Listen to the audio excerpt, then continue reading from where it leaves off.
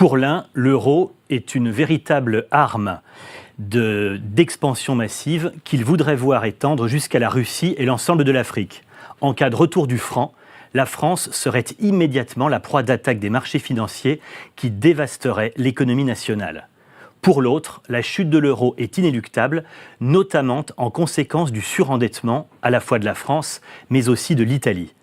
Le retour du franc seul pourrait nous rendre notre souveraineté économique, restaurer notre industrie et le pouvoir d'achat.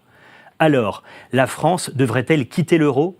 Vous pouvez voter dès maintenant sur le chat YouTube, sur votre écran, et nous saurons qui de nos invités, Marc Rousset ou Joseph Lédet, sera ce soir l'avocat du diable.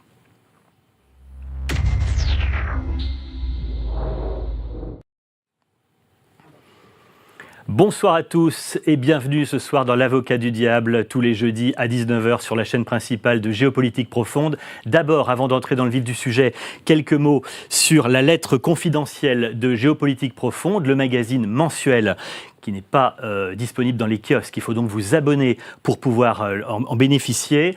C'est le complément à la fois de nos émissions et puis c'est également un approfondissement sur d'importants sujets géopolitiques ainsi que des conseils très précieux pour pouvoir à la fois sauver et faire fructifier votre patrimoine, avec notamment dans ce numéro du mois de septembre, un article très intéressant de Dimitri de Koshko sur l'OTAN et la Russie vers un conflit mondial, avec les risques effectivement que le conflit dégénère au-delà, bien loin de la Russie et de l'Ukraine. La lettre confidentielle de Géopolitique Profonde, abonnez-vous, c'est sur votre écran.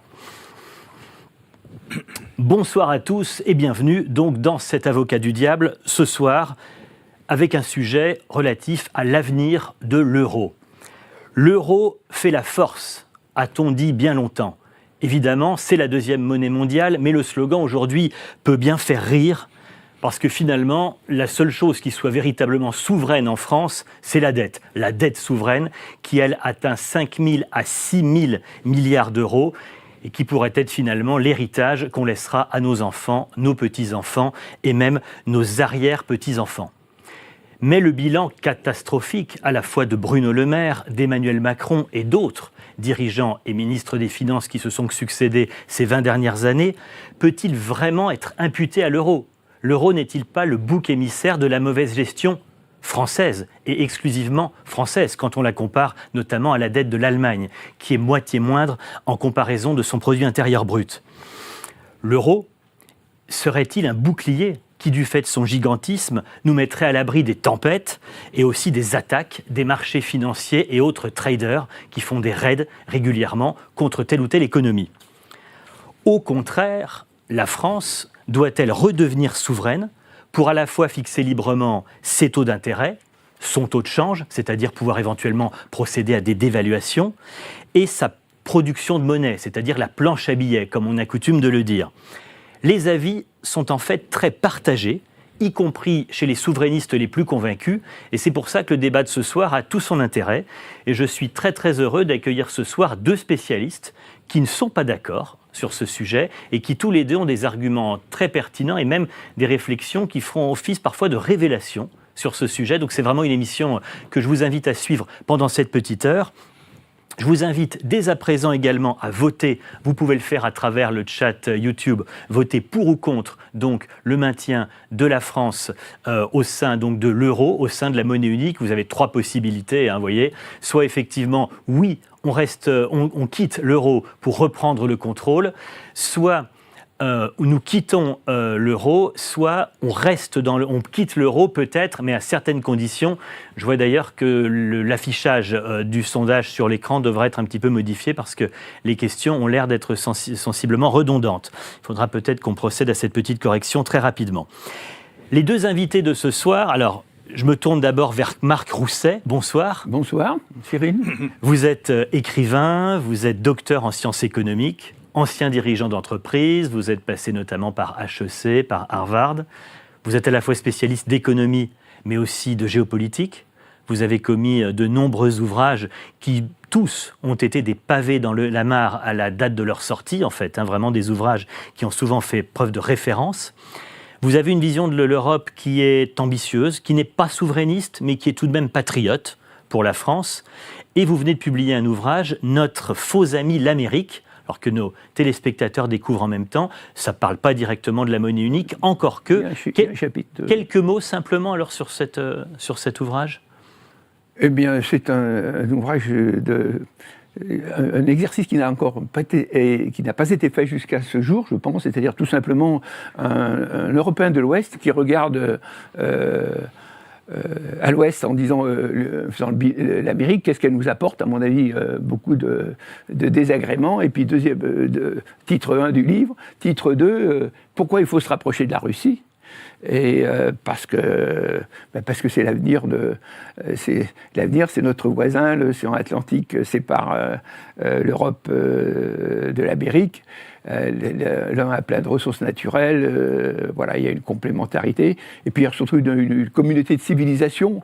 Il y a quelque chose d'extraordinaire à faire de l'Atlantique au Pacifique, d'autant plus que les Européens, nous serions non seulement dans le fameux Heartland de Mackinder, mais nous aurions aussi accès à l'Arctique. C'est-à-dire que nous aurions une position stratégique dans le monde supérieure à l'Amérique, puisque nous aurions accès en plus à l'Arctique qui devient de plus en plus navigable. Eh bien, souhaitons un franc succès à cet ouvrage et gageons, comme vous gageons, comme vous l'espérez aussi, que peut-être ce livre puisse faire bouger les lignes et permettre de repacifier l'Est de l'Europe et la mettre un peu plus à l'abri des prétextes et de certaines convoitises, notamment outre-Atlantique, qui certainement ont des conséquences lourdes et mettent finalement le peu aux foudres et le feu aux poudres.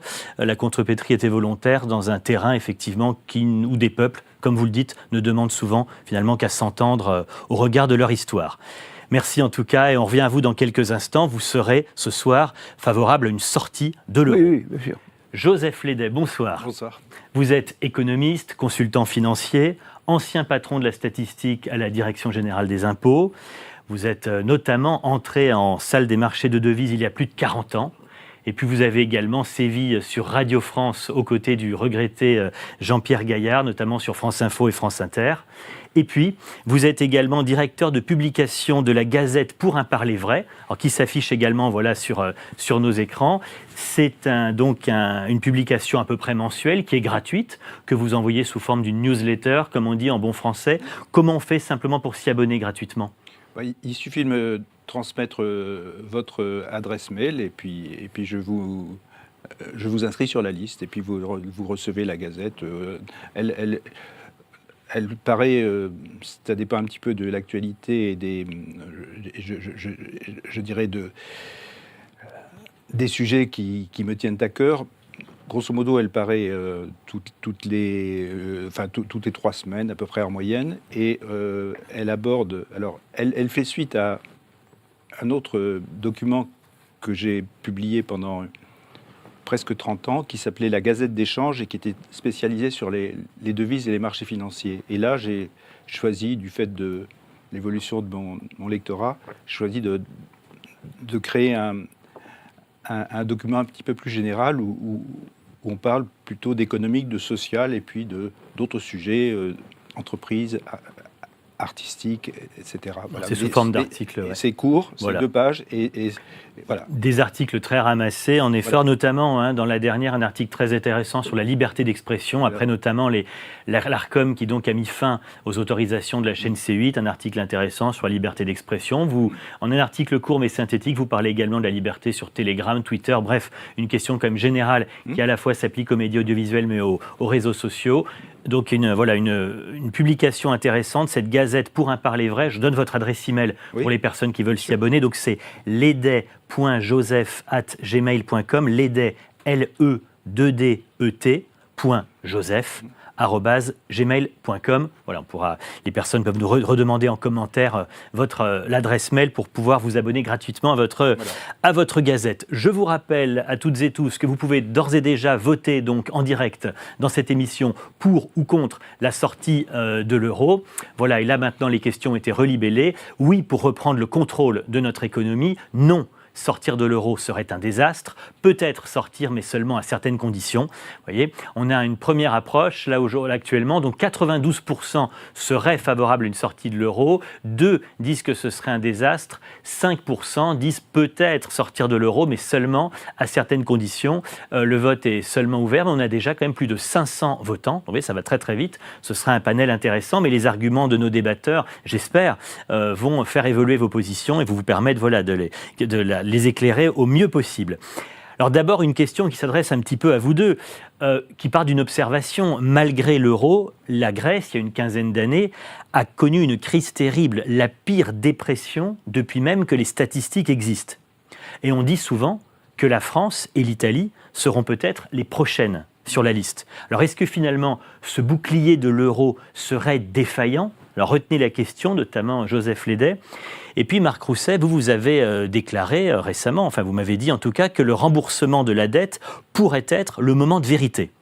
Vous étiez au départ favorable à l'euro, vous souhaitiez la monnaie unique, mais maintenant vous préconisez qu'on en sorte, dans l'intérêt, dites-vous, de la réindustrialisation, et vous dites que le retour du franc est inéluctable. Vous dites que de toute façon, l'euro va tomber. Est-ce que vous en êtes sûr? Oui, je suis certain, je veux dire. Pourquoi?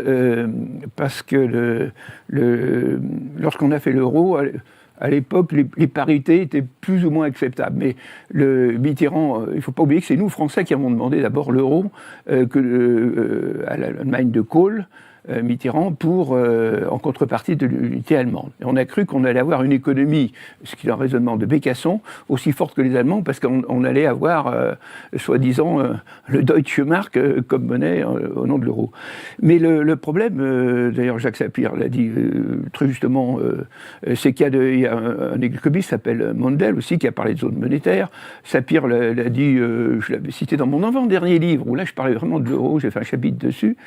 À ce jour, nous avons été doublement, si vous voulez, les perdants ou les cocus de l'histoire, parce que, géopolitiquement, l'Allemagne est réunifiée, et puis deuxièmement, nous, dans l'histoire, on y a perdu toute notre industrie, parce que nous n'avons pas été responsables, pendant que les Allemands avaient les lois Hartz-IV, qui passaient à la retraite à 65 ans, nous avons les socialistes. Il ne faut pas oublier que l'euro est arrivé en 2002, et que les 35 heures sont arrivées en 2000, Alors après la mort de Mitterrand. Là, vous dites plutôt quand même que ce sont des décisions franco-françaises qui ont posé problème plus que la monnaie unique. Les Français n'ont pas été responsables. On a été des gamins. Nous sommes victimes de ce sacré socialisme imbécile, du gauchisme. La France, tout ce qu'il y a de mauvais à prendre dans le monde, on va le chercher partout, qui sont des gens irréalistes et qui veulent le bien des gens et qui les amènent dans le mur ou en perdition la plus totale. Bref, à l'heure où nous parlons, l'industrie représente plus que 10% à peu près du PIB, du produit intérieur brut de la France. Donc le problème, c'est que l'euro est protecteur en apparence pour des attaques monétaires sur le marché d'échange, comme Monsieur Ledet va peut-être vous en parler tout à l'heure. Mais si vous voulez, l'euro ne pourra jamais empêcher l'endettement. L'euro, lorsqu'il a failli exploser à un moment donné avec le fameux Italien, là, il y a eu ce qu'on appelle en anglais, puisque j'ai horreur de l'anglais, je combat l'anglo-américain, on appelle ça en français l'assouplissement quantitatif. On a émis de la monnaie en masse, le bilan consolidé, puisque la Banque Centrale Européenne, en fait, ça n'existe pas. C'est la consolidation des banques centrales. Les gens ne le savent pas, mais c'est exactement ça. On a un bilan qui est arrivé jusqu'à 6 500 milliards Donc, on a sauvé... Il y a eu un quart de la dette qui a été à peu près rachetée par la Banque Centrale Européenne. Mais ça, c'est du sauvetage à court terme. Le vrai problème, c'est qu'actuellement, la France, on a un PIB, on a un déficit qui est de 5,1%, qui va à 6%. Nous avons un endettement qui atteint plus de 120% du PIB. Et la seule façon d'en sortir, c'est alors Jacques Sapir avait dit très bien dans son bouquin, ça de 2 ans les chiffres, mais il estimait à peu près la chose suivante, c'est que le franc, le Deutsche Mark était sous-évalué, lui, de 15% à peu près par rapport à ce qui devrait être dans la zone euro.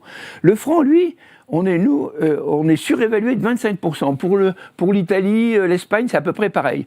Donc, si vous voulez, lorsque vous en avez un qui devrait réévaluer de 15% et l'autre qui devrait d'évaluer de 25%, c'est que le problème, c'est que les Français n'ont pas compris que lorsqu'on rentrait dans l'euro, on ne pouvait plus se permettre de dévaluer. D'accord, donc pour faire clair... Et nous avons été les perdants de l'histoire, entre autres, et nous, au lieu d'être sages, on s'est lancé dans le laxisme social. Ce que vous dites donc, c'est que les économies, les industries, les systèmes sociaux, fiscaux, les modes de fonctionnement, les productivités sont évidemment pas les mêmes de l'Espagne à la Suède, de la France à l'Allemagne, du Portugal à la Pologne, et que donc diversité d'économies, de fonctionnement et aussi de culture, il est donc pour vous, avec cette hétérogénéité effectivement, il est donc impossible qu'une monnaie unique fonctionne parce qu'elle sera entre guillemets trop faible pour les Allemands, trop forte pour les Espagnols.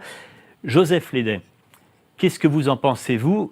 Est-ce que vous pensez globalement que finalement c'est plutôt une responsabilité des dirigeants français qui a conduit à la déroute dans laquelle nous sommes, ou est-ce que l'euro finalement a aggravé ça parce qu'il est peu compatible avec la typologie de notre économie ?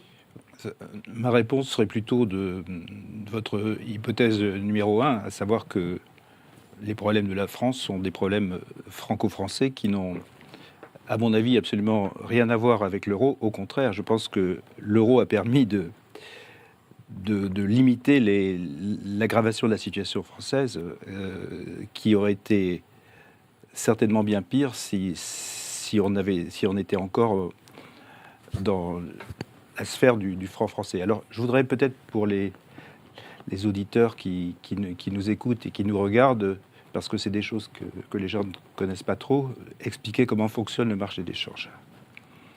Le marché d'échange, c'est le plus gros marché financier du monde. L'équivalent de 6 à 7 000 milliards de dollars échangés tous les jours. Ce n'est pas un marché boursier, c'est un marché entre très grandes banques. Il y a une quinzaine de très grandes banques internationales avec ce qu'on appelle les traders, les cambistes, qui font le marché, qui s'échangent toute la journée des devises, enfin des parités, sachant que la première parité, c'est l'euro-dollar. Avant, c'était le dollar-mark. Et puis après, il y a le yen et puis un certain nombre d'autres devises. Les trois plus grandes devises du monde en termes de volume sont le dollar, l'euro, qui en termes de masse monétaire dépasse le dollar, et le yen. L'euro est une devise qui concerne 20 pays. Le dollar, un pays. Et le yen, un pays. Les gens ne connaissent pas trop le yen, mais c'est une devise c'est une des trois très grosses devises mondiales. Ensuite, vous avez deux autres devises qui sont, si on me parlait comme en football de ligue, donc en Ligue 1, vous en avez trois, c'est euro, dollar, yen. En Ligue 2, vous avez la livre sterling et le franc suisse. Et puis après, en Ligue 3 et en national, disons, vous avez un certain nombre d'autres devises, comme par exemple le dollar canadien, le dollar australien, le dollar néo-zélandais, la couronne suédoise, enfin, et puis je dirais que c'est Ligue nationale 2 où il y a aussi le rouble ou le réal brésilien.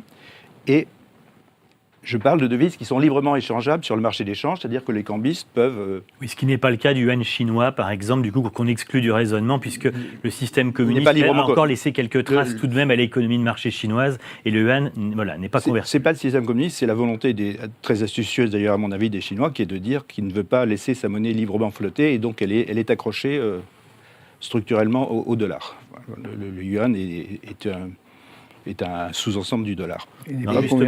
Justement, dans cette Ligue 1 dont vous parlez, donc des trois grosses monnaies, oui.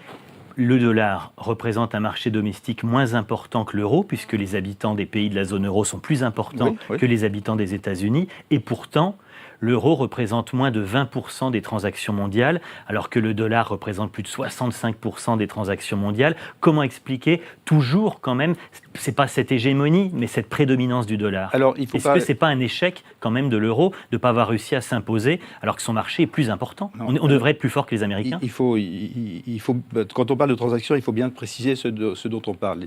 Il faut parler... Il y a les transactions commerciales ou financières réelles. Par exemple, je suis un exportateur français vers les États-Unis. Mon client américain va m'envoyer des dollars pour régler ses achats chez moi. Par exemple, si je vends du vin aux États-Unis. Et donc, moi, je vais, une fois que ces dollars sont arrivés sur mon compte, je vais les vendre pour avoir de l'euro. Puisque moi, ma monnaie, c'est l'euro. Je travaille en euros. De même, je suis intéressé par des actions de la grosse société américaine en tant que financier, en tant que patron de fonds d'investissement de Nvidia. Nvidia est coté en dollars. Donc, moi, fonds français, je vais donc acheter des actions Nvidia et pour cela, je vais devoir vendre de l'euro pour acheter du dollar, pour acheter les actions Nvidia. C'est ce que j'appelle les transactions réelles, physiques, réelles, qui peuvent être commerciales ou financières. Il faut savoir que, je vous disais tout à l'heure que le marché des changes, c'est un marché interbancaire qui fonctionne toute la journée et toute la nuit, enfin pour nous, et les transactions entre cambistes qui font le marché représentent 90% des transactions. C'est-à-dire que les transactions réelles ne représentent que 10% à peine de la réalité du change. Le change, c'est un mouvement perpétuel. D'accord, mais en quoi ça vient plaider en faveur de l'euro ? Il faut qu'on avance et qu'on aille droit au but. Alors non, mais c'est pour expliquer comment fonctionne le marché. Alors, l'euro, de toute façon, la parité euro-dollar est la plus grande, et c'est la parité la plus traitée. Donc, si on dit que le dollar représente la majorité des transactions, l'euro aussi représente une très bonne partie des transactions, puisque la plupart des transactions, les principales transactions de change, c'est euro contre dollar. Par ailleurs, il est vrai qu'un certain nombre de marchés traditionnellement sont exprimés en dollars. Par exemple, le pétrole, de ce qu'on appelle les commodities, les matières premières, beaucoup de ces marchés sont cotés en dollars. Et puis par ailleurs, traditionnellement, les banques centrales, pour des raisons que personnellement je n'arrive pas à comprendre, font des réserves de change. Et les réserves de change des banques centrales sont plutôt en dollars traditionnellement. Voilà. Mais cela étant, je me permets d'insister sur le fait que dès sa naissance, l'euro a été un formidable succès. Tout le monde s'attendait à ce qu'il soit massacré sur les marchés financiers, notamment tout le côté anglo-saxon. Et puis finalement, c'est pas ce qui s'est passé. C'est vrai que il a été lancé en début 1999, et il a commencé par baisser. L'euro a commencé par baisser sous le dollar, et maintenant, depuis 20 ans ou plus de 20 ans, il est continuellement supérieur au dollar. Il n'est jamais passé. Il est supérieur au dollar. L'euro est plus fort que le dollar. Voilà. Depuis 2002. Voilà. Alerte Info. Géopolitique profonde prend sa place dans le paysage médiatique français. Bonsoir à tous, vous êtes sur Géopolitique profonde, la chaîne qui est là pour remplacer les médias subventionnés. On investit maintenant la rue. Et on veut vous entendre. Le gouvernement de M. Macron nous a obligés et nous a enfermés chez nous. Mais on a besoin de votre soutien. Alors cliquez sur le bouton j'aime pour nous soutenir.